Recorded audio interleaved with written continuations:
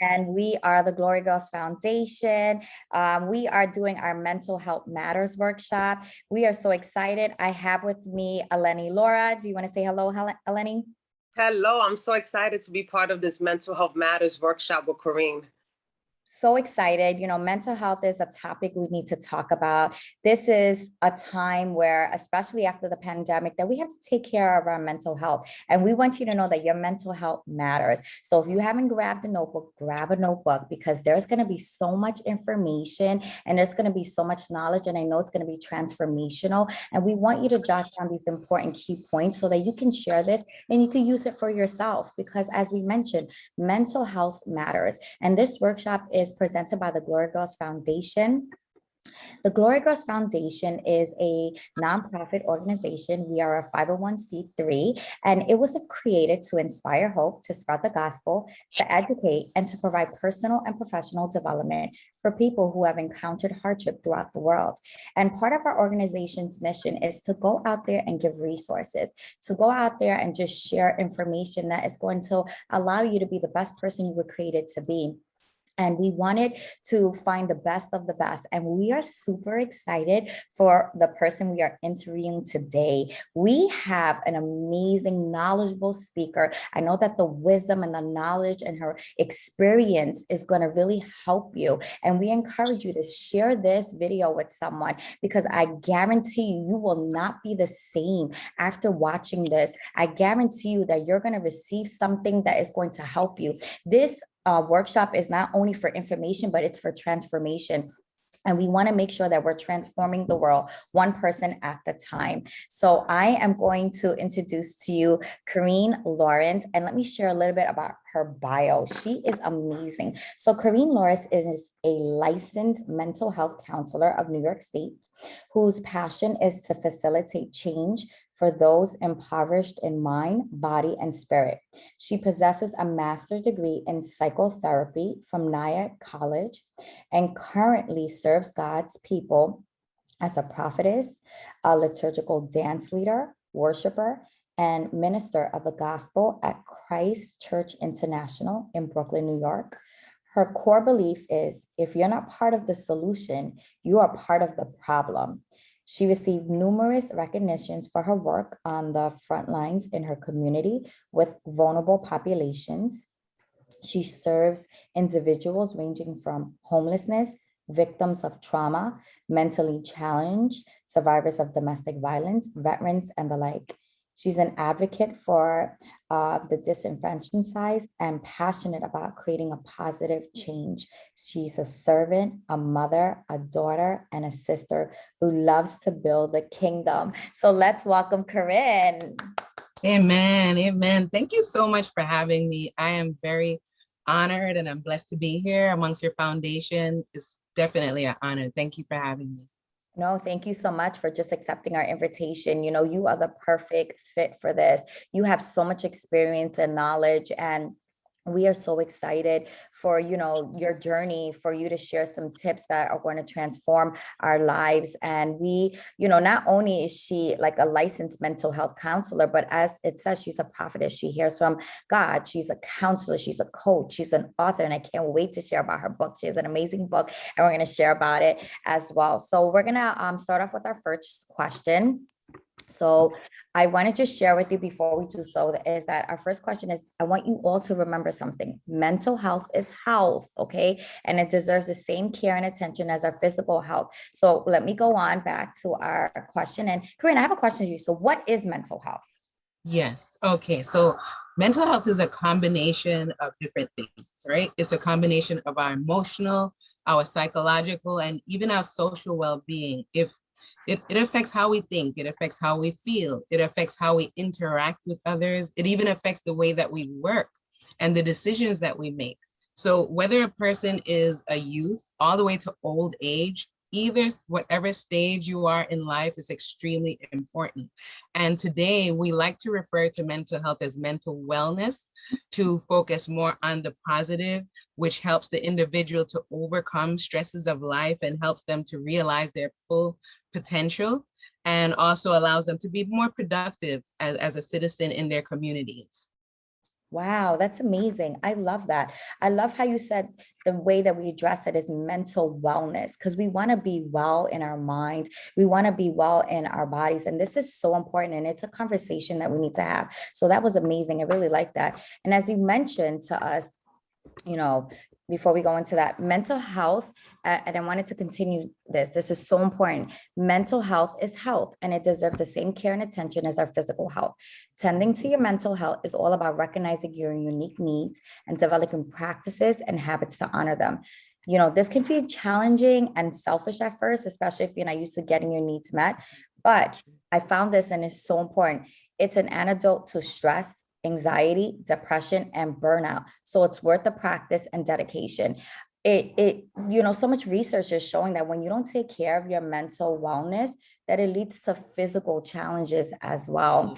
So I'm going to move on to our next question. Eleni, would you like to ask this question for us?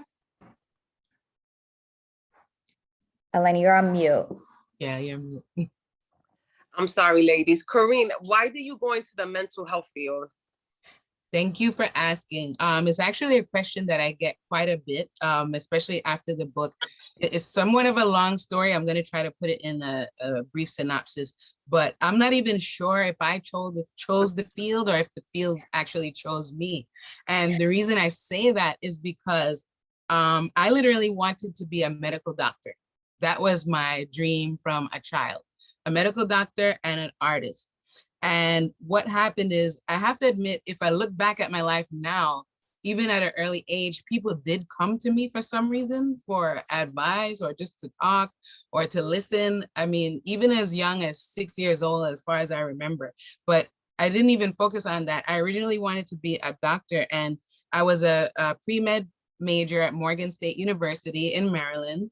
And unfortunately, due to poor academic advisement, I wasn't even notified that I had to transfer to a new school after my second year. So I wasn't prepared to transfer. As a result, I went to a community college, and then I took some courses hoping that I could use it toward a medical degree. It didn't work out, and I ended up coming back to Brooklyn, New York. And when I came back to Brooklyn, I was like, you know what?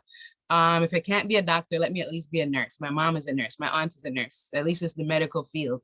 And I actually got accepted to downstate nursing school. This was like in the 90s. Don't want to tell them my age, but and I got accepted to their program. And literally weeks before it was supposed to start, the mayor at the time cut the program due to budget cuts. And I was literally devastated. So now I'm here scrambling, trying to find a CUNY school that would accept my credits. I accumulated a lot of credits by this time. And fortunately, the school that accepted the most credits was Brooklyn College, but I had to take a psychology major. And that's how I ended up in that major. I never thought of it, never even pursued it. But due to the advisement I got, the advisor said, focus on psychology. You'll have most of your credits. It'll take you a shorter time to graduate. Of course, when I got into it, because in God, nothing is by chance, it was very interesting, and I actually loved it. And I graduated, literally before I graduated, probably like 4 months prior, I gave birth to my son. And I have to throw that in there. Why? Because after I graduated, I did not want to see another book. I was a new mom. I was like new to motherhood, taking care of another life. And I believe it was maybe when he was about 5 or 6, the Lord began to speak to me in prayer saying, go back to school. My flesh did not want to at all. But I mean, like many of us, at the end of everything, we want to be obedient to God. And as I sought him, he said to go back for your master's in counseling. And that's how I ended up as a clinician in mental health. Wow, that's amazing. That's like a journey. And I love what you said. It was like, it called you. You didn't think it, it's part of your story. Yes. And you didn't think it, but that sometimes that's what happens in life, and it's so important. I love what you said. You became obedient and you followed the assignment. And because you followed the assignment, it's making such an impact in other people's lives. So thank you so much for sharing that journey with us. Thank you. So I have another question for you. What happens when you ignore your mental health? Okay, this is a great question, because this is something that especially as people of color, we have a history of tending to do that. Minority groups, mental health is something that was not readily or easily embraced and even seen as a sign of weakness or something. So ignoring mental health is really affects every part of your life, because we know that mental health or mental wellness affects your emotions, your social well-being, and different things. Oppositely, it will affect those very same areas. When we ignore mental health, it can definitely affect those areas of our lives. Our relationships begin to suffer, our performance begins to suffer at work, our health begins to suffer. We know that whatever, I believe in the triune aspect of looking at a human being, which is body, mind, and spirit. And whatever the emotions can't maintain, it begins to spill over into the physical. And that's why we see people develop high blood pressure, diseases and headaches and stomach aches and chronic pain and things like that. So it definitely begins to affect your physical health. And when someone is not mentally well, they begin to ignore those other areas of their life. They begin to ignore their eating patterns, their sleeping patterns go haywire, they become non-existent, or they sleep too much. So it definitely affects everything else. And that statement, sometimes we use the cliche, stress kills. It's not too far from the truth. Mental health not being paid attention to can become extremely exacerbated with stress, and then it can lead to conditions that become detrimental. And the most extreme, and sad development can be condition that leads to the loss of life or suicide, which is what we would not want to endure with someone. And also another thing I'd like to mention, which is sometimes not talked about, is people begin to self-medicate. That's another class of people who begin to self-medicate on alcohol or drugs. And not to sound unorthodox, but the reason that is so prevalent is because it works, but it works temporarily. And there's a negative side effect to it. It actually works in the sense of it helps to numb pain. It numbs emotional pain. It numbs physical pain. People who suffered with trauma or depression, it can be mentally painful. And you will find people who are still trying to function and they begin to self-medicate. The bad part or the negative part about that is that when they come off of the high or being under the influence, their mental health can be worsened. A lot of drugs are downers, what we consider the category of downers. So if a person is struggling with depression, they can end up becoming more severely depressed once the alcohol wears off. Coincidentally, just like bipolar disorder, a person who deals with bipolar and manic episodes, if they are taking cocaine, they may be depressed and they want to get high and they want to feel high. They take cocaine and that will send them into extreme manic episode, which is very, very serious. So, and they can end up in the hospital. And then don't even talk about addiction. It can turn into addiction or even overdose in some cases. So that becomes a vicious cycle. And that's a way, that's some ways that people cope adversely when they ignore their mental health or ignore the signs that their mental health is depleting. Wow, that was so informational and transformational. I have to say, you revealed a lot right there. And especially self-medicating, how many times people do that and they don't even realize that they're doing it. You have a bad day, what do people tell you? Go have a drink. That's how you deal with it. Let's go out to drink and forget about it, and they don't realize that they're doing more damage than harm because they're not getting to the root of the cause. And physically, I mean, I know sometimes when people get diagnosed with major things, the doctors usually just ask them questions about their mental health because it can trigger that, from what you're showing, like the high blood pressure. Even I think I saw studies that show a lot of people get heart attacks because of, not taking care of their mental wellness. Is that correct, Corinne? Yes, absolutely. When you're not taking care of your mental wellness, you often forget to take your medication. You forget to take your supplements. Supplements can enhance your mental health. A lot of things we begin to neglect and nothing is off limits. So yes, heart attack, other types of ailments become more prevalent when mental health is ignored. Wow, so important. And thank you so much for that. I'm already gaining so much knowledge here, and we've only gone through 2 questions. So I just wanted to share something with you guys. And, I just want to go back to this. So as we were mentioning, this is what happens when we don't take care of our mental health. A lot of times when we don't take care of our mental health, as Karina was mentioning, your mind starts going all over the place, right? So like people experience some anxiety, some people experience loneliness, some people may experience some worry, some people may experience guilt, fear, negative self-talk.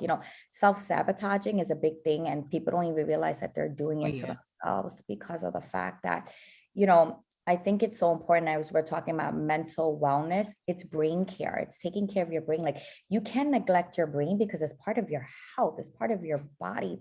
And we take care of everything. People think, it's just the physical part. Like you have to make sure, which is really important, that you eat right and you do everything else, but you have to make sure, what are you thinking? Right. Because it affects you. And as you mentioned, like you can't really function that well when all these things are going through your mind, like all these things are attacking you. And you're like, how can I walk through it when you're having these thoughts going through it? So I can see, and again, it's really sticking to me. And I think that's what most people are doing. And I think that's going to be a revelation, because that's like an insight. But what I'm gaining from what you already shared is the self-medicating part. This is what people are running to. Instead of running to speaking to someone, instead of running to something else, you really go back to that. So these are some of the signs that happens when you're ignoring your mental health. Okay. And as Karine mentioned, it's also your mental health impacts you physically as well. Some people exhibit different things. They start to sweat. You have that tense shoulder, your heart is racing, which Yes. again leads to like some people having like heart attacks and other issues. Shaking hands because you're nervous, anxiety, restless legs. That's how people deal with headaches, fatigue, upset stomach, skin irritation. Some people will break out in hives, I've heard, when they get so stressed out, and freaking urination, always constantly going to the bathroom. And something that you mentioned, which is really important, is that mental wellness is important for all ages. Yes. Sometimes people think it's just teenagers or adults. I work with kids, and I work with very young kids. I work with kids that are identified with special needs. And especially after the pandemic, people tend to forget that it has impacted them as well. And even I've been in person last year throughout the whole pandemic, but now everyone's back in school. I've seen so much that these kids are battling with at 5 years old and 4 years old. And you can see the physical signs, because I'm able to identify, like, they're shaking, they're sweating, Right. they're crying, they're screaming, and they can't vocalize it. And I know there's a big thing with separation anxiety, especially that they haven't left their parents and whatnot, but they need as well some of these tips and strategies. And even as parents, as moms and grandmas and grandpas, we need to help and have these conversations. You said something, especially in the minority communities. We don't talk about this because we have this taboo that mental health deals with mental illness. And it's not that. It's important to talk about this. So it's brushed under the rug. I can tell you that even in my culture, like when someone has a problem, they would just say, oh, they're just sick. And no, like they just isolate them, and then again, what do? They self-medicate. Then they turn to drugs, then they turn to alcohol, or they became addicted to something else, and then they end up in an institution, and then everybody's stigmatizing them and talking about them, when there were some things we could have done to support them. And that's the whole point of this. It's stop pointing the fingers and start supporting people. There's a scripture, and it always sticks to me, and it says, my people perish for a lack of knowledge. And this is knowledge, this is information, and this is stuff that can really transform and change someone's life. Do you agree, Karine? Absolutely. And I like what you said, that that when people become stigmatized and pushed to the side, that is so common. And then they end up with these addictions. I found, even in my experience over the years, working with people who have mental health challenges, a lot of times is linked to an addiction. Comorbidities is what they would refer to it as. So they may have a bipolar disorder, but have a drinking problem, things like that. And the ones that we see in the shelters, or the ones that we see on the streets with addictions and alcohol issues, are usually the biggest victims.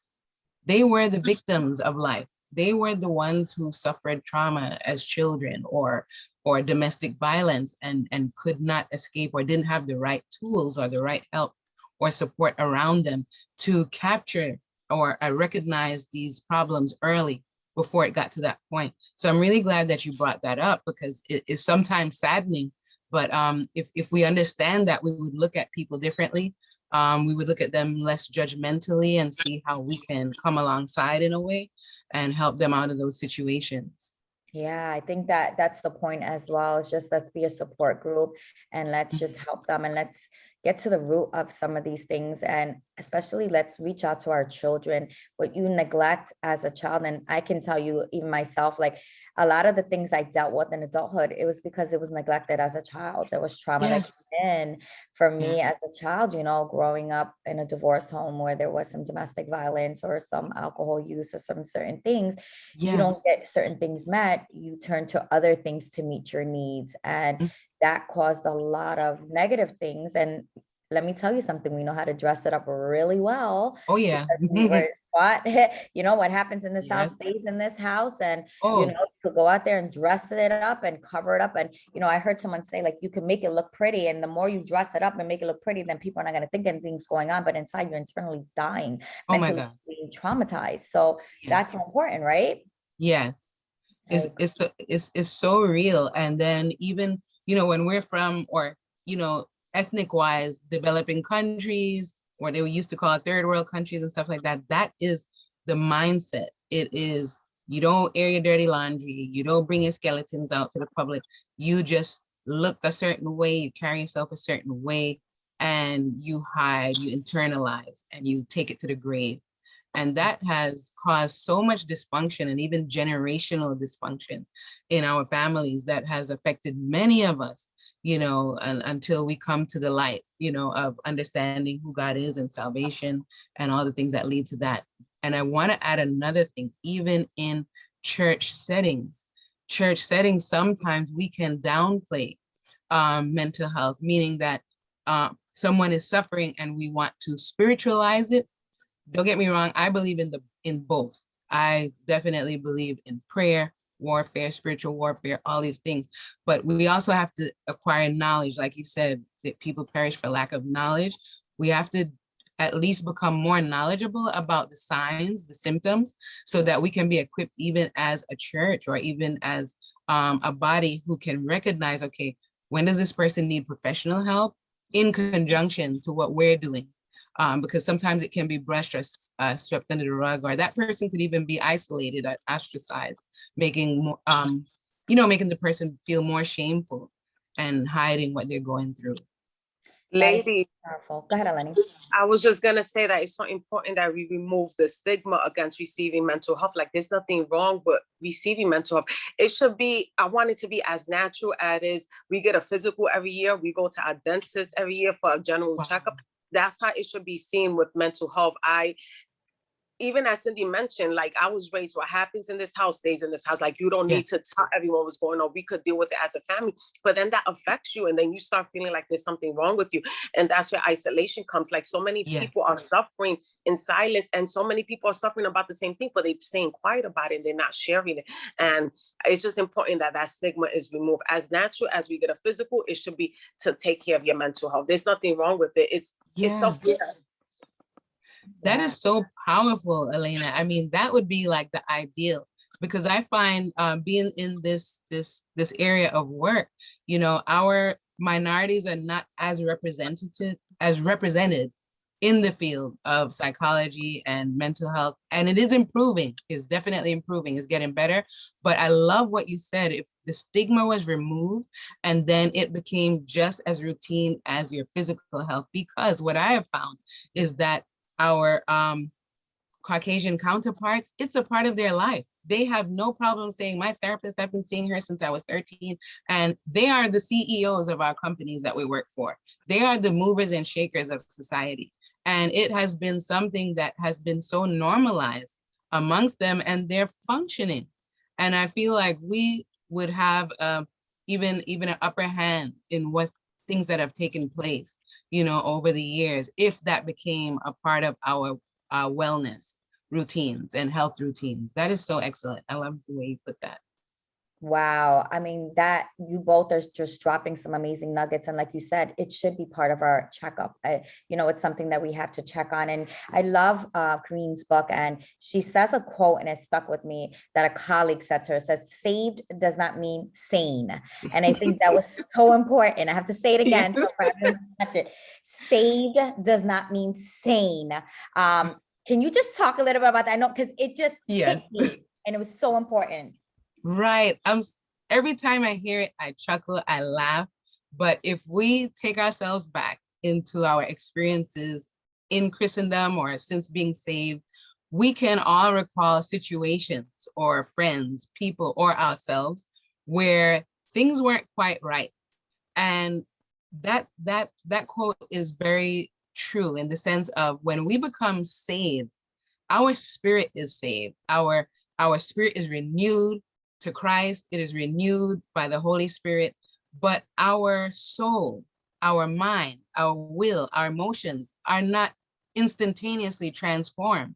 So we may be living in some very dysfunctional thought patterns, things that develop as a result of trauma, things that develop. Some people really in the church have mental illness diagnoses that have not been diagnosed. So saved or salvation does not automatically equal sane or sanity. If we measure it, I'm laughing, I'm sorry for laughing, but it's just funny when I think about some examples that I remember. But yeah, it just emphasizes the importance of checking on ourselves and even checking on others, and also being renewed in our mind through the word of God. A lot of times, when you've been a victim of trauma, there's a tendency to numb yourself emotionally, or to numb yourself to feelings of love or care, because you've had to numb yourself against hurt and pain. And here comes the word of God telling you to do the complete opposite. Cast your cares on me, and to let me be your defender, where these are self-made or self-defense mechanisms that were put in place, and they all have to be unlearned. So it's a process that takes place, and that's kind of what the statement means. Saved doesn't necessarily mean saved. I mean, saved doesn't necessarily mean sane. Wonderful. I mean, again, we're going to talk about her book, and that came from her book, and it's such a powerful resource as well. And I thought that that was a topic to talk about, because people assume once you give your life to Christ that everything is okay. But as Right. you broke it down, it makes sense. Healing is a journey. And I think that's what people have to understand.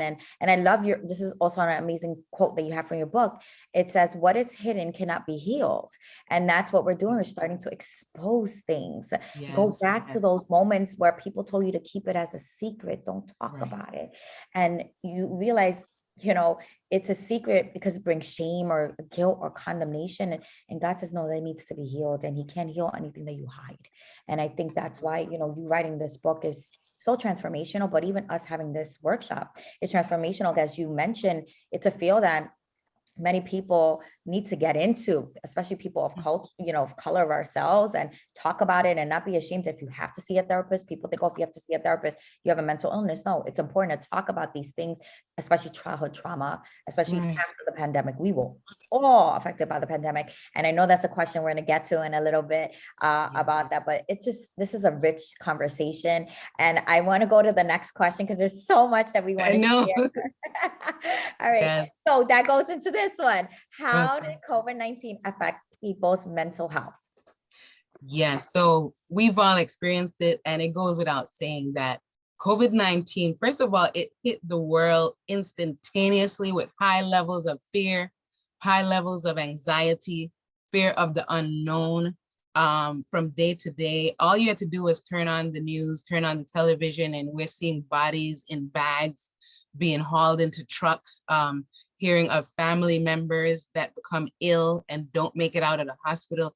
People were dying. I've had some personal friends that passed away, and a lot of us were affected. Almost everyone was affected directly or indirectly by COVID-19. And what exacerbated the whole thing was the isolation. That only made it worse.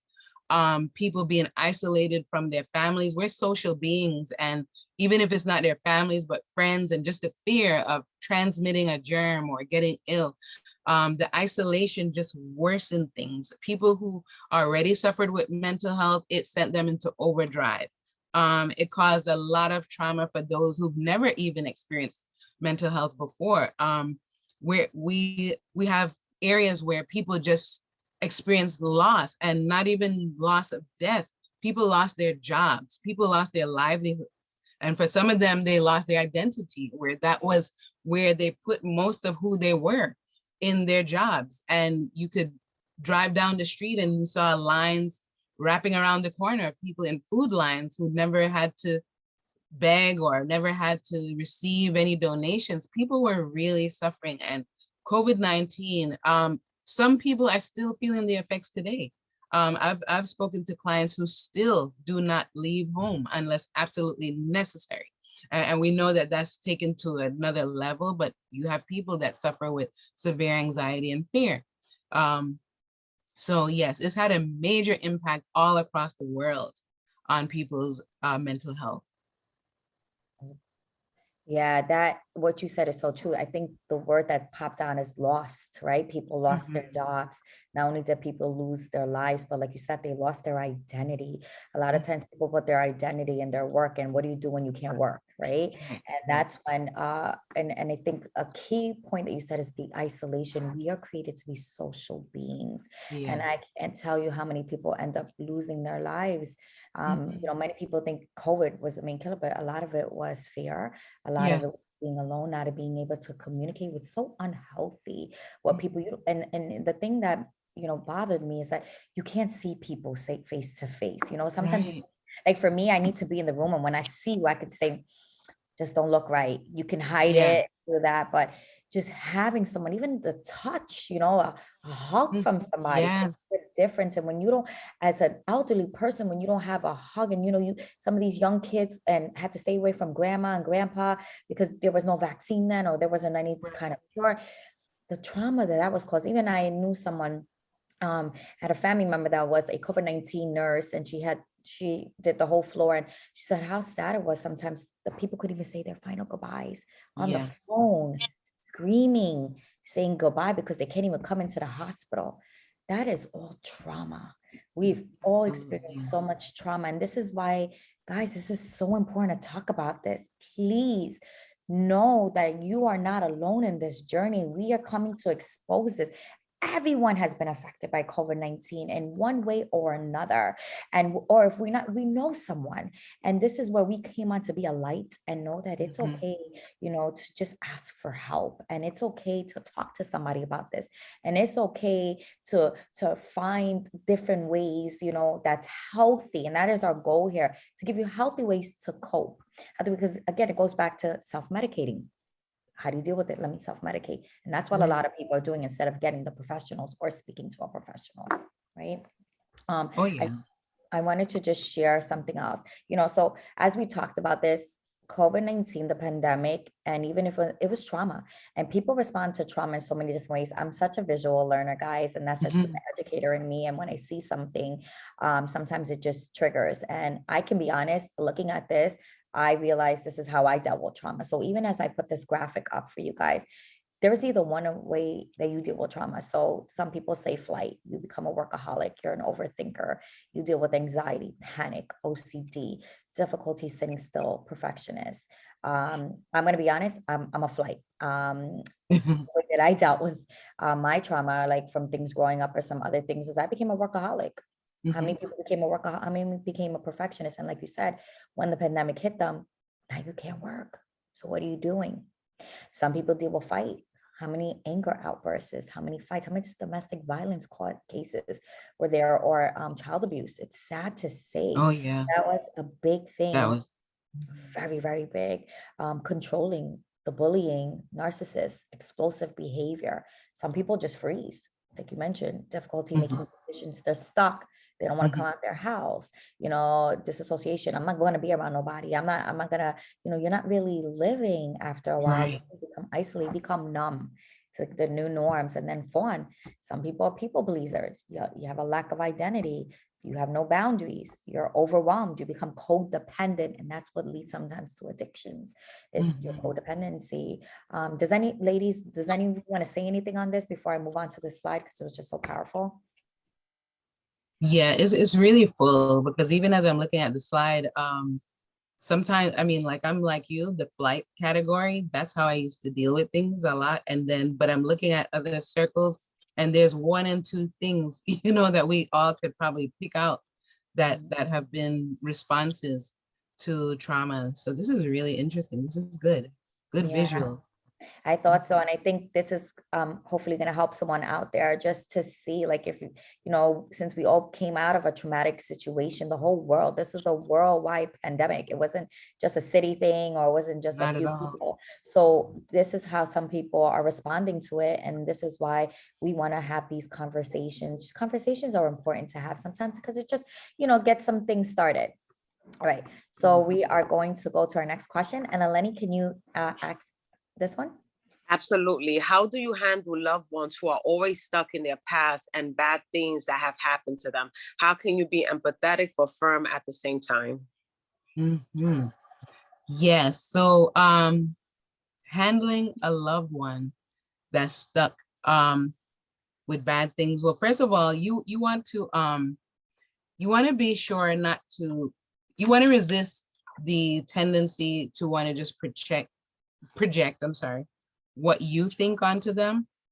Um, for example, hold on 1 second. Because I want to pinpoint something. Yeah, when a person is stuck in their past, a lot of times what I find personally, this is not across the board, but what I find personally, there is some sort of grief there.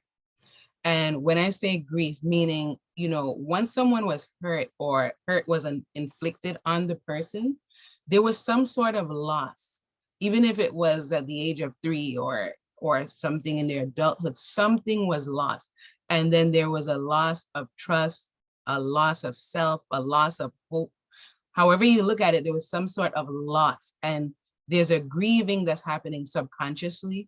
So what do we usually do with someone who's grieving when in real life, like if they had a death? Usually if you knew someone lost someone or had experiencing grief, you would come alongside them. You would embrace them, even if it's not physically, but metaphorically, you would be there for them and you would sit with them in a place of empathy. And sometimes a person who's stuck, they simply need to be heard and they need to feel the empathy that is coming from you. There are stages of grief, disbelief, denial, anger, bargaining, acceptance. And if you look at the situation carefully, once you establish that rapport with them and that trust where they feel that you're really listening and hearing them, you will hear that they're in one of those stages. It could be disbelief, like, why did this happen to me? They keep being repetitive about why this thing took place in their life and things like that. But once you establish that trust and kind of see where they're coming from, of course, I would say prayer does help, praying for the person, but help them to see that you empathize and validate what they're feeling, even if it was years ago. And from there, they may be more open to hear from you, as you gently try to lead them in a way of getting help. So you're empathetic, but you don't want to express the firmness until you establish that trust from them. Because a lot of times, if they're still ruminating, they weren't heard to begin with. They didn't feel heard, whether it be years ago or now. They never truly felt heard. And then if they do feel heard, that same person they feel heard from is the person they would most likely begin to trust. And that gives you eventually the open door to begin to suggest some things to them. Yeah, that was amazing. I think what you mentioned, which was really important, was the grief, right? There are different stages of grief.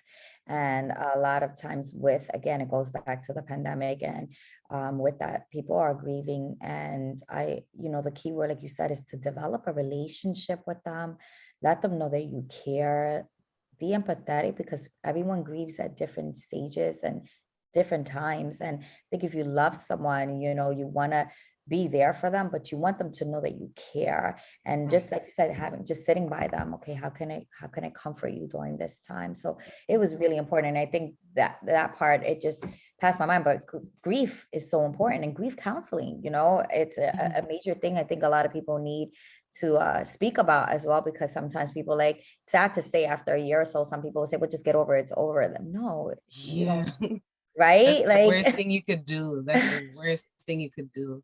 You yeah. know, and grief takes place in so many forms. It's not only death, you know, loss of any kind feels like grief. A person gets divorced, that feels like something died. You know, it's very deep for people. Like we said earlier, it could be a job that they loved, they were with for years. Losing that job, they go through stages of grief. So grief takes forms in so many ways, and just being able to see that, it helps you empathize with why they may be stuck, you know, why they may be stuck with these bad feelings, and just coming alongside them, at least in the beginning.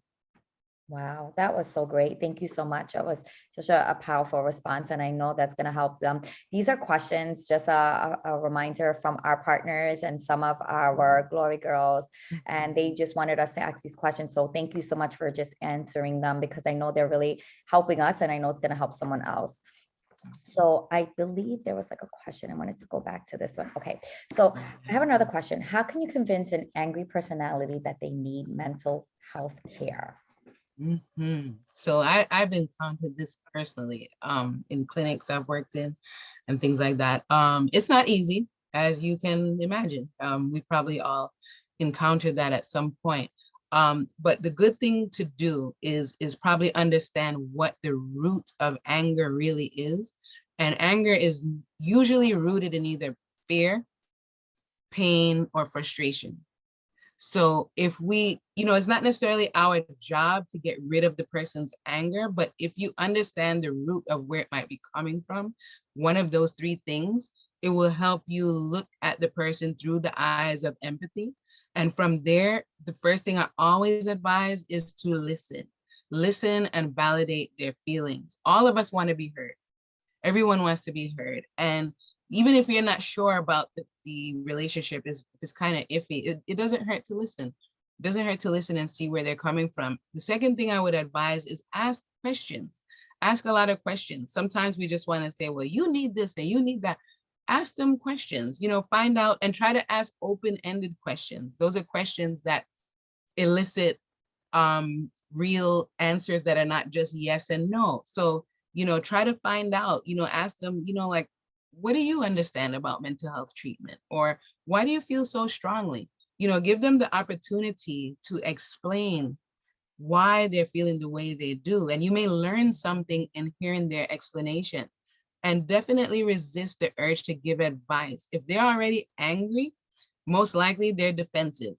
And if they're defensive, they're not going to hear anything that you're saying. So simply hearing them out begins to establish a feeling of trust, and it also helps de-escalate their anger. Because remember, anger is usually rooted in fear or frustration. We all get frustrated if we're not feeling heard.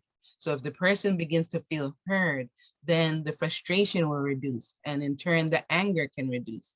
So you try to make them feel heard. And then once their defenses is down, those are the times that you can now try to slide in some options together. You know, maybe after hearing what they have to say, you learn that, okay, this person doesn't necessarily feel that they're against mental health, they're just afraid. So you may be able to offer some help. You know, maybe they just wanted someone who can help them find the resources. They may not be good at computers or technology, and you can offer to look up things online, or even offer to go with them, escort them to their first intake appointment. You know, so the biggest thing is really listening, asking questions, help them to get out of them what is causing the pent up anger. And once that's decreased, then you can come alongside them and even offer some help. And lastly, what I would say too, because sometimes you have instances where none of that works. My last advice is to take care of yourself.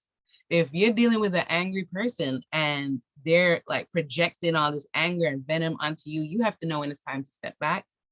You have to know when it's time to take care of your emotional and mental health. And if it's becoming toxic, like, you have to take care of yourself in the midst of that. So that's if none of the above works and you're still being, you know, attacked in some way with the angry personality, then you have to know when to withdraw and, you know, let God be God. Let him probably give the person time to work on it and think about things. Don't, you know, sacrifice your own wellness for a situation that could be toxic. Wow, that was so good. I mean, you said that anger is rooted in three things, either fear, pain, and frustration. And even for myself, when I think about, because we've all encountered someone that was angry. And when I look back, I'm like, yeah, they were very frustrated. And you said sometimes just listen, they want to be heard, right? Usually they scream over it because when you're angry with somebody, you don't feel heard. And then I love what you said, ask open-ended questions. And then after that, then you come up with some solutions together. Like you said, what resources, they may not know what resources you have. And I love what you ended with. Sometimes it may be too much. And if we're too busy trying to save everybody else, we end up drowning.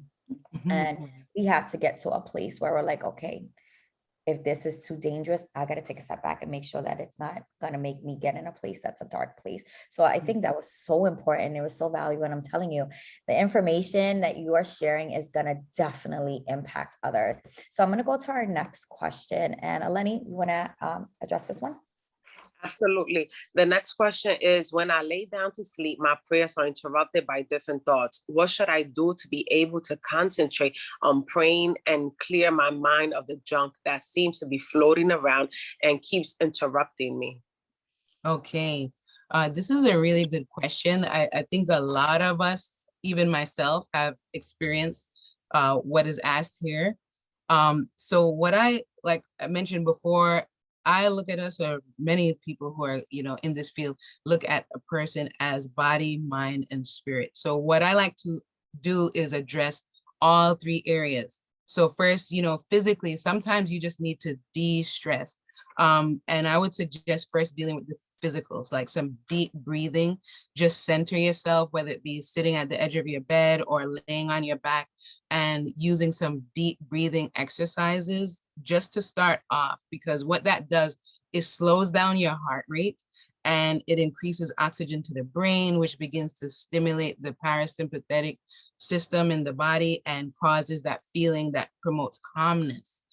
Sometimes we're so wired, you know, Americans are the hardest working people. And sometimes we're so wired with all that's going around us. So deep breathing tends to help just slow things down, slow down your heart rate, slows down your mind. If you find that that's still not working and you're still experiencing intrusive thoughts, then I like to go to the spiritual aspect, because we know that we're not wrestling against flesh and blood, those of us who are believers and who understand the spiritual realm. So I like to usually quote this quote in 2 Corinthians 10, verses 4 and 5.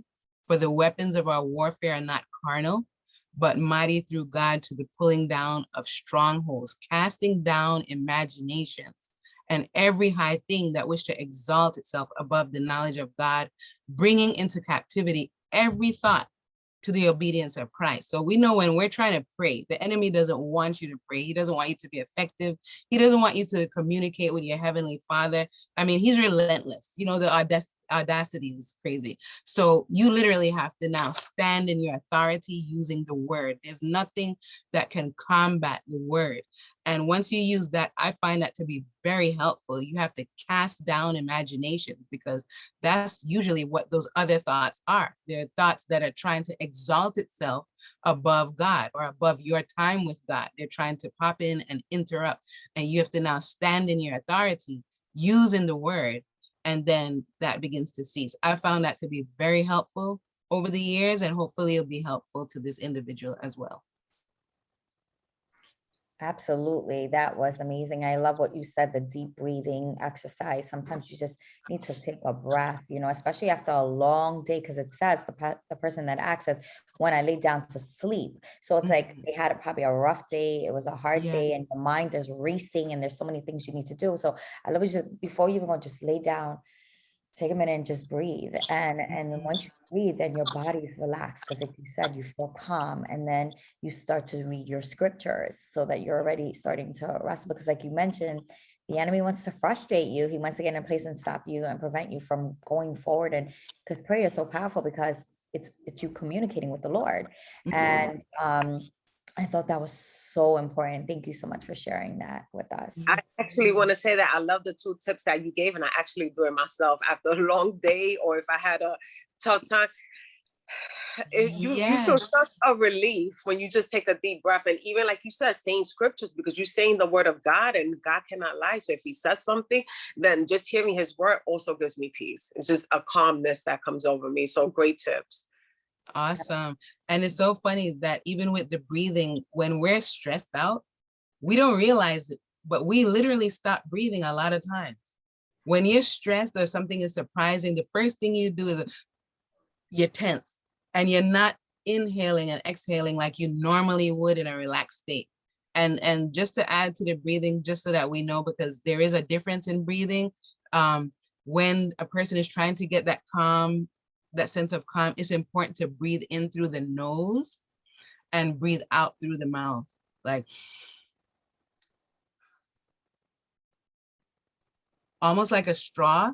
So you're taking in as much breath as you can through the nostrils, but when you're breathing out like through a straw, and exhaling to your lungs are totally empty. And that's how you get the effective results of deep breathing, and your mind and your heart slowing down the parasympathetic system.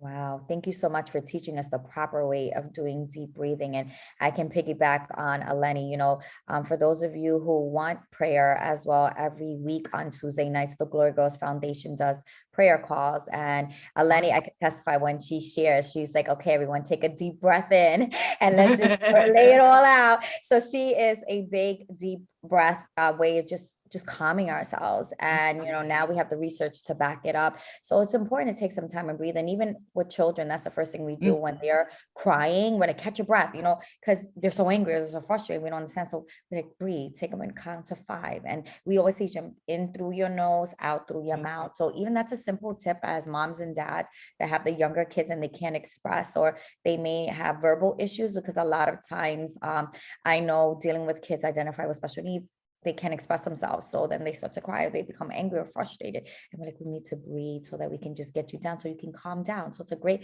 we call it a calm down strategy. It's a great calm down strategy. And it's a great way that you can use as well to calm down and end your day. And, the way we begin our days, I know with us, is with the Lord, and we want to end our day with God and just thanking him for another day and covering us through some difficult things that we all encounter. So it was just amazing. Thank you so much for sharing those amazing tips with us as well. So our last one of our last questions that we have for you, and we're almost getting to wrap it up, is what resources or websites or books do you recommend to support our mental health and wellness? Yes, there's some wellness resources that I included in the very last page of the book, or close to the last page, that I like to utilize for people that find them to be reliable. And that is NYC Well, 888 NYC Well. Or you literally, like people who are not on a laptop, you can go through your phone and text capital WELL to the number 65173. And that's for help with stress, depression, anxiety, or drug use. Someone will enter a chat with you. So that's good for emergency situations, or, a lot of our millennials and those beyond, they like to text and do everything like that. So that's really helpful. There's also the National Sexual Assault Hotline. That's 800-656-HOPE. That's for victims of sexual assault. There's a lot of sex trafficking. There is sexual assault in homes. That's a good number. The suicide hotline is simply 1-800-SUICIDE. And then the number is broken down to 784-2433. There's also, for many of us, we may want like a Christian counselor, someone who understands not just the mental health, but also our spiritual standpoint. And that's the Association of Christian Counselors. That's 1-800-526-8673. There's also the National Domestic Violence Hotline. There's mentalhealth.net. If you want to go on our website, mentalhealth.net. And there is a number for them as well. They deal with addiction centers, and they're committed to providing critical addiction treatment, helping you get placed in the treatment center if you happen to be someone that end up self-medicated and now find yourself addicted to drugs, painkillers, or whatever. There's a National Domestic Hotline. Also, there's a crisis pregnancy hotline. That number is 800-67-BABY, the word baby, BABY 6. And NAMI.org. That's something that's an alliance of mental illness that is based here in New York. They do a tremendous amount of work in New York City, if you're based in New York City, and they help educate families. I usually do a lot of referrals to NAMI.org for even parents of children with mental health issues, or family with siblings or family members with mental health issues, because they provide a lot of support to those supporting those who are suffering. They advocate, they provide peer counseling, they provide parent peer matching, which is something where they'll match a parent with another parent who has a child with similar diagnosis. So that's really helpful. NAMI.org. That's NAMI.org. And there's several other resources I have at the back of the book as well. Hopefully that was helpful. It was extremely helpful and so useful as well. And we're going to share some, we're going to have that for you guys to look at as well. And as Karine mentioned, it's in her book, and we're going to talk about her book in a little bit.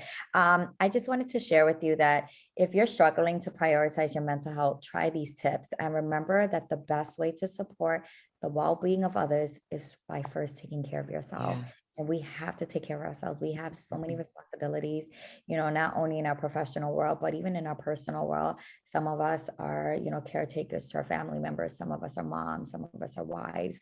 Some of us are, we have other responsibilities, spiritual moms and whatnot. And we are great at giving. I know I love to give, and then I'm depleted.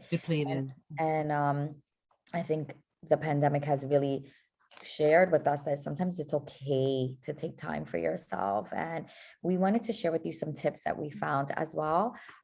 So, when people think of self-care, they think of bubble baths and getting your facials, but this is a great graphic that I found. And it says is actually like checking on your sleep, getting proper sleep, nutrition, staying hydrated, exercising, going out for the sun, finding a support system as well. I have some other graphics that I want to share with you to help as well.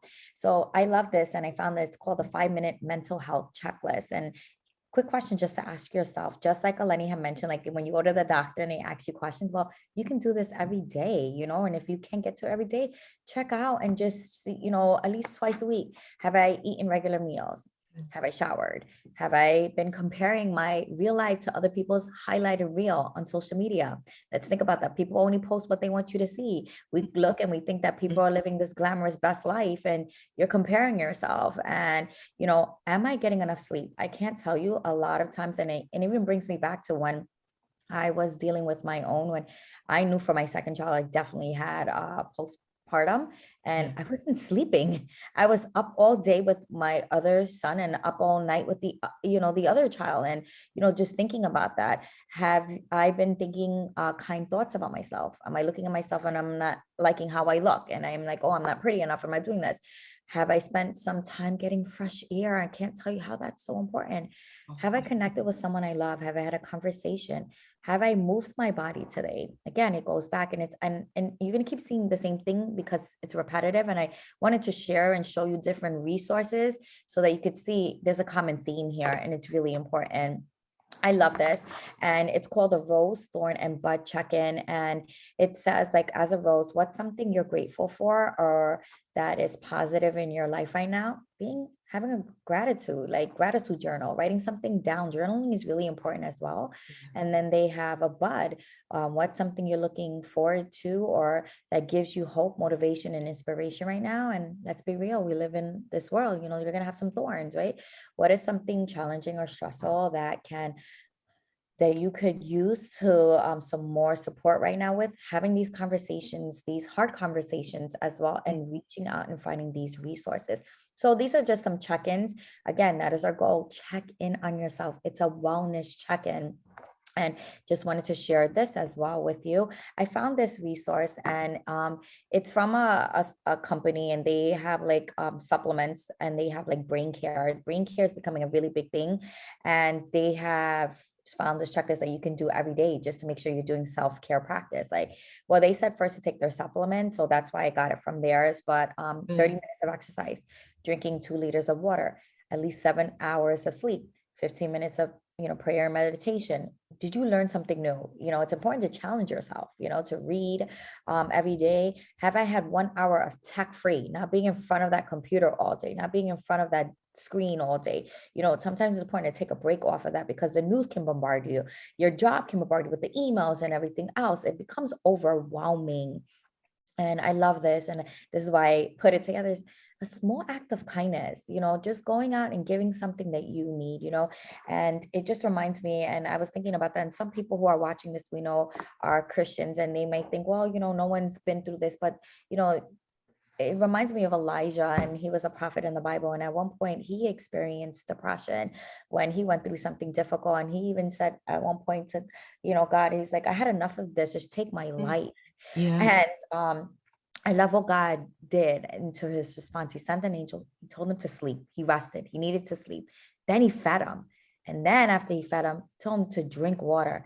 And then after he told him to do that, he told him to get into his presence. And he said to be still, right? And then when he got him, and then he realized that God was not in the big wind, and he was in a still small voice. And then after that, then he sent them Elisha, a support group, so it comes straight from the word of God as well. If some of you are saying, well, this is from the world, well, no, this is what God says. So I want to ask you, are you sleeping? Are you eating? Are you drinking your water? Maybe just taking these small steps every day. And even going back to Elijah, he even got to one point, and he burst out on God. He was like, I'm the only one that's faithful to you, and I'm the only one that's serving you. And God kindly reminded him, no, there's 7,000 other people who didn't bow down to that. And sometimes you're isolated. He was isolated. He didn't get to see what was going outside. And sometimes you forget, and you have self-pity. But then when you get out and you look and you help other people, doing those acts of kindness or whatever you need, I would say whatever you need, sow into it. So if you're balancing, go in and pray for somebody else and deals with it. Go in and just be a light, and don't do this alone. This life is not called to be alone.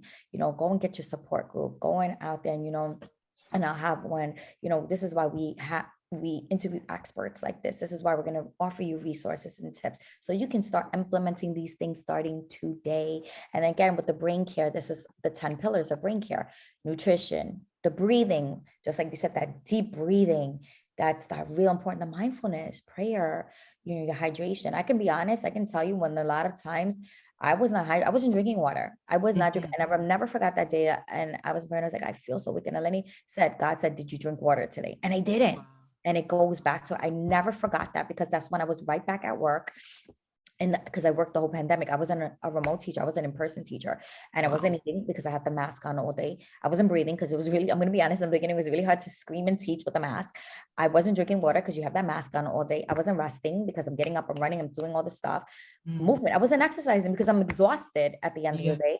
And then compassion, it's so important. Think about others and learn. Reading is so important. And learn a new skill, learn how to cook, learn a new recipe, try something new, and that digital diet. Stop comparing yourself to somebody else's highlight. Self-care. This is all important. Sometimes if you want to, and that makes you happy, and you want to go and have a spa day, then go, do something that you enjoy as well. And don't feel guilty about it. I think sometimes, I know for us, sometimes we're like, we have to take a day off. We don't know how to say no. And that's a deadly thing too, right? Because we're saying yes to everybody else. And then we're like, well, what happened? I can't give you my, I always say, I can't give you my life preserver if I don't know how to swim, right? I'm going to end up drowning. And a lot of times we do that because we want to do that. But God has really, this morning when we were getting into this, he says, healing is what I do, but taking care of your body is what you do. And what are you doing to take care of it? Right? Like there's scripture that says, my body is the temple of the Holy Spirit. He wants us to take care of our body, and that's why he calls us to have the Sabbath as well, just to take care. And in that day, you rest, you replenish, you renew your mind, you eat right, you do those things. And listen, I'm guilty. And now I'm looking back, I'm like, these may be some of the answers to, the problems we have. Just these simple tips. Let me tell you, one little small thing can make a big change in our life. So I hope that this is helping you. And I think there was a few more things, coping strategies. A lot of times people don't know how to cope. This is something I've been using, especially with the younger kids. And, let's go for a walk. Whenever I have a child that's like lashing out or screaming or angry, we take them for a walk. Why don't you go to the gym and we play a sport? That deep breathing, I always tell them, for me, this works, that hot bath. I always take, they always argue me in the house because I'm the only lady with all these, but they're like, they always have taken a hot shower. It calms me down. Reading a book. I love to read. And I keep coming back to her book, this book, loved it. Getting enough sleep, listening to music, watching something funny. Eleni and I always have this joke. We love to laugh. Like, we're like, send me, she'll text me, like, send me something to laugh about today, because laughter is the best medicine, Yeah. You know my motto. I say I have to laugh every day. Like, I need a daily chuckle. That's one of my personal goals every day. I just want to laugh. I need a good belly laugh. That's awesome.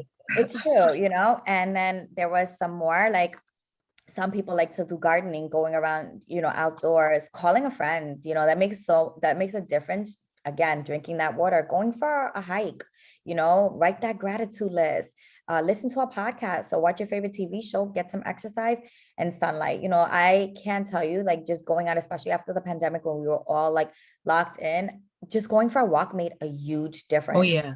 Right? Like, I have to, That was my thing. Yep. And the darkness, I'm like, I need light. I'm like, yes, I'm a light person. Yes. Light. So sunlight makes a difference. So I think that was it. And then these were the amazing resources that Green had shared, and I'm just going to leave it up there for you guys to see. And when you do purchase her book, which she's going to share about in a little bit, you will find these resources in it as well. And she has additional resources that you can find in the book as well, which is very helpful and useful. And this is amazing. We don't want to leave this workshop without providing tools.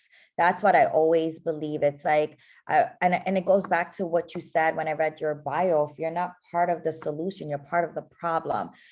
We want to be solution oriented. That is my mission in life. We all are going to encounter difficult things, but I want to come up with solutions, and that's why I say when we do these workshops or anytime, what are you walking away with? What can I walk away from? What can I start implementing today? And this is why we took time out to share those visuals, to share those daily tips, to share the professional resources and the professional things that you can use to help you. Or if you know someone that needs it, because believe me, we all know somebody, and we all need to be a light to them. As Karine had mentioned, suicide is very big right now, and a lot of people are battling in silence, and a lot of people are dealing with it. And we want to be that light, and we want to be that glimmer of hope. And I always say to people, if someone comes into your mind, check in on them, check in how you're doing. Amazing tips. I said, just listen, be empathetic. Sometimes you can't just keep throwing things in. Again, I'm not meaning to be biblical, but like even in the book of Job, there was a man who went through and lost everything, his health, his wealth, his family, and then some of the friends came and they started asking everything wrong instead of being supportive, and he wasn't guilty of any of that. So sometimes, are we being part of the solution? Are we pointing the fingers? Let's be part of the solution, guys. Let's be that help, and let's be that light, and let's shed some light on this. And I just want to end with this. I think I had one more. Do you have any other final tips or advice, Green, for us before we share about your book? Yeah, you kind of touched on it, which is check in. And what I would say first is check in with yourself. How am I feeling? Sometimes we're we're doing everything for everyone else, especially as women of color or men of color. It's always about everyone else, but just sit and do those check-ins. I love the grid that you had up before with the checklist, because that makes it so visible and practical. But check in with how you're feeling, check in with how you're sleeping, check in with how you're eating, and don't take it lightly. If it's not something that you find that you can change, that might be a red flag. And also, I would say also advise is also take what people say seriously when it comes to mental health. For example, sometimes people make comments and we pass it off like, I don't want to be here anymore, or what's the use? And, everything is hopeless. Don't just leave statements like that up in the air. Follow up with questions. What do you mean by that? Or what's making you say this? Follow up with them. I've experienced in this field, traumatic stories where family members thought the person was joking or that they were okay. And then the next day, the person is gone. People may make jokes like, yeah, when I leave here, I'm gonna just throw myself in front of the train. Don't take things like that lightly. It's always good to explore. It's better to ask questions and find out that they didn't mean it than to leave it, because it's important to find out. Sometimes people say that casually as like a, what'd you say, like a, when somebody's throwing out a line to see if someone will catch on, to see, what they're really experiencing, because there's shame and guilt involved. They're not going to be direct, but they're throwing out a statement to see if someone will catch it. It's really like a call for help.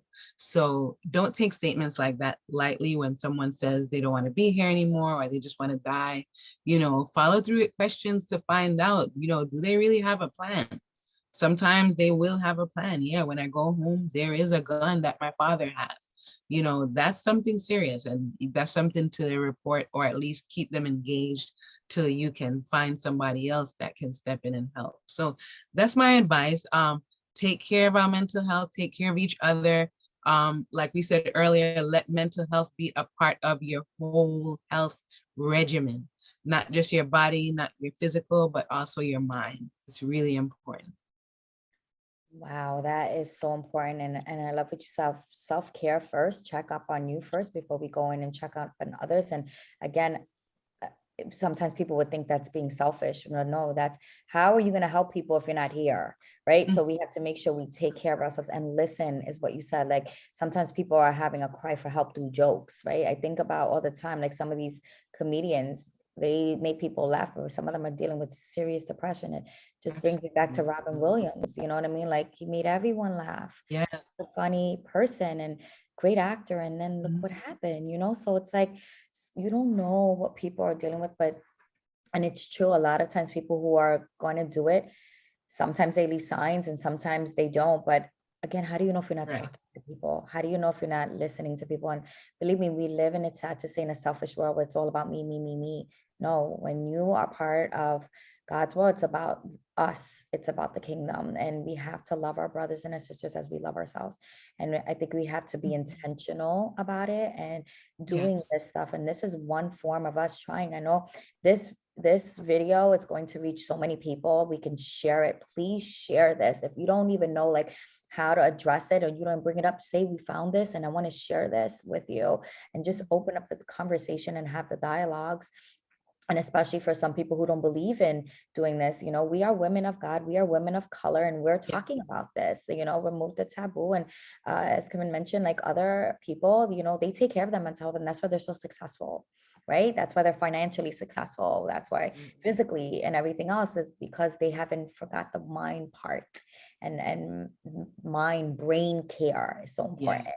And that's what we need to talk about. And wellness, that wellness check in, those visuals, and the good thing is because it's recorded, this is why we wanted to record it. So you can pause it at any time you want, anytime, and go back and write it down and jot it down.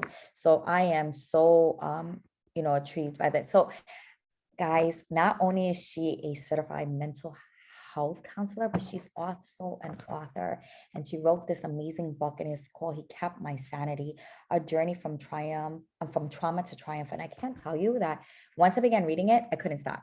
Like I could not stop. I sat there and I was like, oh, she has such a powerful testimony that everyone needs to see. I mean, Eleni and I, it's like you have a book discussion on this because it's so much that you went through, and to live to talk about it, my goodness, it is a testament of the Lord. So can you just share a little bit from your words about the book?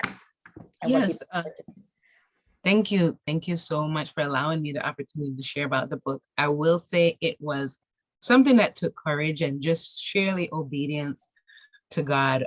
This is a book, well, the story in this book takes place in my life about probably 24 years ago. And it's something that I feel like in myself, I thought I dealt with and was fine with just leaving it there. But the Lord began to share, write the book, write the book. I was getting that word since my son was about 2 years old. He's now 22 years old. So for 20 years, I ran away from this. Or I just didn't think about it because I felt like, okay, it's resolved. I got deliverance. I prayed, I did whatever. But obviously, you know, when God asks us to do something, it's never about us. So this book is basically about trauma that I endured in the form of sexual assault. And this is after salvation. This is not before.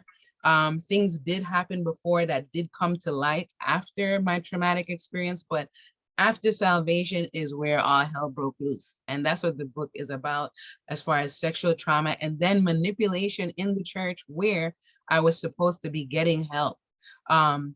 Some people it may resonate with them. I do want to put that disclaimer that it could be, you know, a trigger for some people. So if you know that if you're not ready to deal with those type of things, it is a little bit graphic, you know, you might want to hold off, pray about it first, but it is very candid. And the Lord was just like, don't hold back, share how you felt, what you experienced. And in the book, I also share how God was with me throughout the whole situation in the forms of friends who to me appeared to be angels at the time because in the form of people, also people who prayed with me, and also how God allowed me to pray in the midst and worship. So after each chapter, I do include a short prayer, a brief prayer afterwards, and also some acknowledgments of the people that helped along the way, because no one is an island in this life, whether you're spiritual or you're not. There's nothing that could be accomplished successfully without someone else. And God literally brought me through this season of my life where now I'm here. 20 years ago, I would not have seen myself as a therapist, as a mother, as a prophetess, or anybody big, because the way I viewed myself was so small, so filthy, so much guilt, so much self-condemnation and self-loathing. So this is all God. And if it's something that, you know, doesn't resonate with you, it could also be given to somebody who may benefit from it and who can be encouraged by the story. Amazing. It was, and not to say like some of the things you went through, like Eleni's like a lifetime movie girl. And we were like, she lived a lifetime movie. Like, we were like, we can't believe she, like, it literally was like a cliffhanger. We're like, it was like, no, I'm so like serious. Like when I walked out, my husband was like, what's wrong? I was like, I can't believe she went through all that stuff. And then I was like sitting here and I was like, oh my, and that's like, you're so strong that you would walk, you see her today and you'd be like, no way, no way. Did you know, and you have to get it. Like I'm telling you, it's such a and it's not like a long, you know, sometimes you read a book and you like, I need a whole month for this. No, you can sit down and it's so engaging that you're like, I want to know what happens. It's like cliffhangers, but like, well, I want to know what happens next. So it's an amazing book and they can purchase it on, what are some ways that they can purchase it? Yes, so I do have a Linktree link. I believe it's yes, there it is. linktr.ee/Kareen L. If you order this way, I literally will personally sign it for you, have it delivered to you. It also is available on Amazon in both versions, in the paperback and Kindle. So whatever is more convenient. I like this. Well, a lot of people felt blessed by ordering it through Linktree because that way I can personally autograph it for you and send you a note from myself. So thank you. Yeah, and I recommend you doing it. I did it through her Linktree because not only she writes a beautiful message, she is prophetic as well. So like her messages are beautiful, and you can also follow her. When she sent me this beautiful flyer, and she's on Instagram, Kareen and Lawrence, right? Correct? Yeah, on Instagram. yeah. She's also on Facebook as well, Kareen Lawrence, her name as well. You have that there. And she also does coaching, right? You have coaching if you want. It's all there. I saw that she has that. If you need it, reach out to her, because if you need anything else and you want her as a speaker, if you want to, she's so knowledgeable. As you can see, she just gave us some appetizers of some great things that she has, and her book is amazing. Like, you got it. I'm sorry, it's like blurry through, but get the book. The holidays are coming up. you can buy that for someone else. And she hand takes her time. She sends you thank you notes. It was just so beautiful. And I received so much from you, and I know that your words and this meeting and this information is going to be impactful. So I can thank you from the bottom of my heart for just taking time out and for your service, what you do to help those that feel voiceless. Because a lot of times when we go through some of our storms and our trials and our tribulations, we feel voiceless. We feel like nobody cares. And this book, it was your voice. And I always say, God gave us a voice and our story needs to be told, and it brings connection. I always say I turn my pain into my purpose. And you're going to see after you read her book how it became part of her purpose. And all things work together for our good, even when we don't understand it, and even when we are in the middle of it. And one thing that I love about it is you didn't give up. At moments we all wanted to, but the Lord has kept us when there were moments that we were like, I'm done. Like Elijah, take my life, I'm done. I had enough. And I know if I've been at those moments, and I can say even at moments where I was depressed. And I thank God, like you said, God sends angels, people, friends, resources, the word to help people. And I always thank God for those living angels. And we hope that, I know that this information, her book, her knowledge, her expertise, and is going to really help someone else. So I have to say thank you so much for just taking time out and supporting us with this. And, I just want to say that mental health matters every day, not just on awareness days, just like our physical health. Our minds need taken care of all year round, on good days and on difficult days. And we hope that the resources and the information and the tips and the visuals that we share will help you to take care of you, mind, body, soul, and spirit. It is really important to do so. And just if you are impacted by this video or impacted by this, spread the word, tell people about, our organization. We want to continue to do more things like this and interview more people that can share how we can be the great beings we were created to be. So this is the Glory Girls Foundation's information since we sponsored it. And this is our Instagram information. And we have positive things that we share. And again, we do weekly, every single Tuesday live. We go on a phone, so no one has to worry about getting dressed up on a Zoom. You just call in, dial in, and we pray with you, and we're there for you. It's a community that we're trying to build. And we have our YouTube channel, which you're finding this video on. We have our Instagram as well. And we're just trying to be a light and just trying to bring some hope to others when you're in a hopeless situation. And this is our website information if you want to contact us, or email, and our Instagram as well. And if you were impacted by this, we just want to thank you. And if you felt led and you want us to continue doing things like this, and you want to make a donation to our organization so we can continue to find experts in different fields so that we can interview them and bring them in, please feel free to do so. So again, I want to thank you all for just being a part of this event. And just, I hope that it impacts you. Thank you again, Kareen, for just your time and your dedication. Eleni, do you have any final words before? I just want to say, Corinne, thank you for writing the book. I feel like I even love the title, We Kept My Sanity. I feel like everyone's, even my sanity has been tested. Just as when you're alive and you're breathing, you're going to be tested. Your sanity is going to be tested through trials and tribulations. And I just respect and admire your transparency in writing this book. I think you are amazing. I received so much from this book. It's sowing into good seeds. So support her, and just God bless you. And thank you for just being you and letting God use you so powerfully. Would you like to say anything else? Oh, wow. You guys. No, just thank you. It's so good to hear, because sometimes you don't know how, others feel when they read it, that feedback of just reading it so quickly. I have heard that part, but it's just a blessing to be a blessing. And it makes you know, like, okay, when God said it, this is the reason why. And I'm just happy that he is pleased and people are being blessed. So thank you for having me. Thank you. And thank you again. And, continue to share your voice with everyone, and your story has impacted others. And it's all about our story. And I never forgot this. When give our life to the Lord, one thing he said to me, it's not your story anymore, it's his story. And that's what we have to do as an act of obedience. So don't be ashamed.